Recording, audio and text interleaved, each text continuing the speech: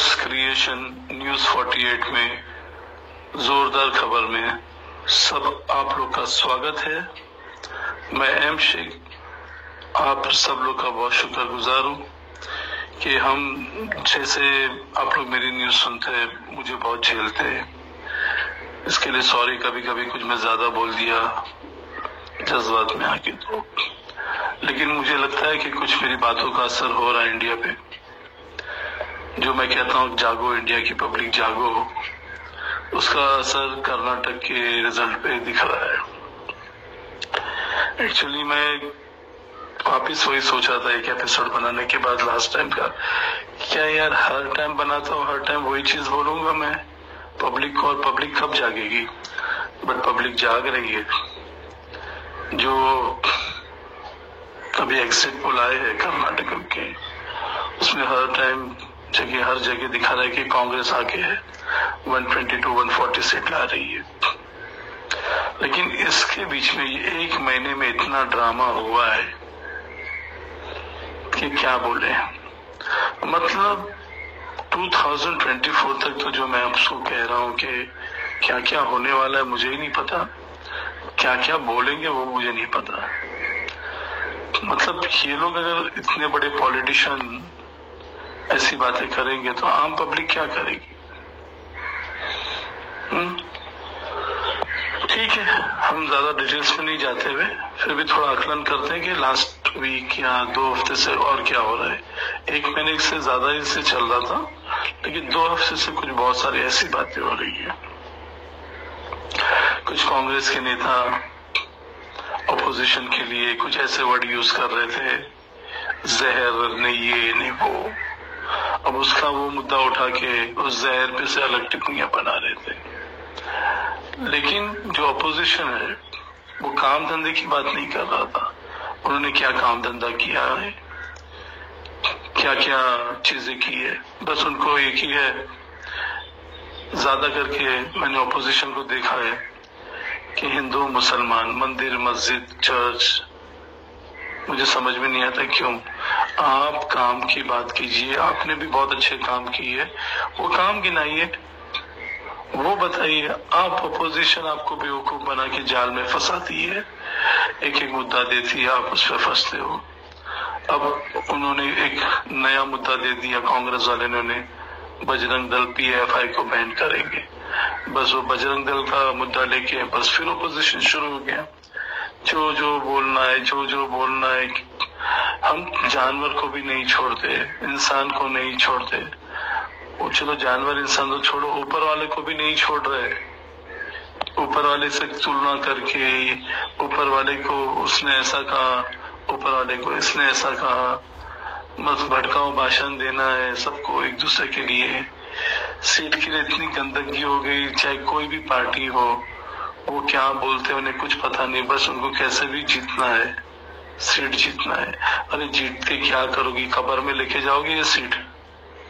जो भी यहाँ ही छोड़ के जाना है, गरीबी की सेवा करो, गरीबों की दुआ लो।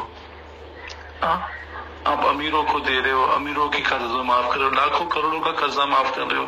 अरे क्यों कर रहे हो? क्योंकि हम पब्लिक बेवकूफ है, हम पूछ रहे नहीं आपसे। इतने बड़े वो जो इंडस्ट्रियलिस्ट है, उनको तो दुनिया भर का पैसा है, उनको कर्जा माफ करने की क्या जरूरत है? हाँ, जो किसान है, जो मजदूर है, उन्होंने बैंक से लोन लिया है, नहीं चुका पाता तो जाके उनकी खेती को आप जब्त करते हो, उनकी प्रॉपर्टी जब्त करते हो, और अमीरों को आप माफ करते हो। अरे गरीबों को करो, उनकी दुआ लो, जन्नत में जाओगे डायरेक्ट।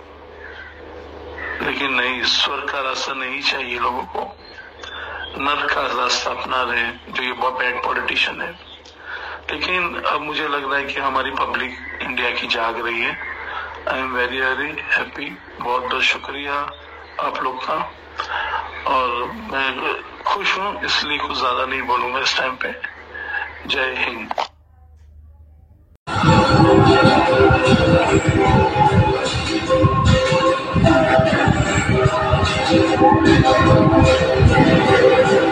कर्नाटक का 6 साल का बच्चा जानता है कि कर्नाटक की सरकार 40% वाली सरकार। कि जो कर्नाटका प्रदेश की बीजेपी सरकार है वो 40% सरकारा के नाम से प्रसिद्ध हुई है।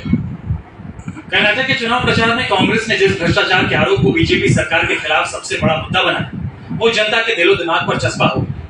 राहुल और प्रियंका गांधी के साथ कर्नाटक कांग्रेस के तमाम नेता जिस अंदाज में बसवराज बोम्मई को 40% कमीशन वाली सरकार कहकर घेरते रहे, शायद कर्नाटक की जनता ने भी करप्शन को कलंक मान लिया। News 24 today Chanakya Karnataka analysis के एग्जिट पोल के मुताबिक कर्नाटक की जनता ने भी भ्रष्टाचार को सबसे बड़ा मुद्दा मान लिया। कर्नाटक में मतदान के बाद news 24 today Chanakya Karnataka analysis जब वोटर से ये सवाल जागा कि आखिर उन्होंने किन मुद्दों से प्रभावित होकर वोट डाला।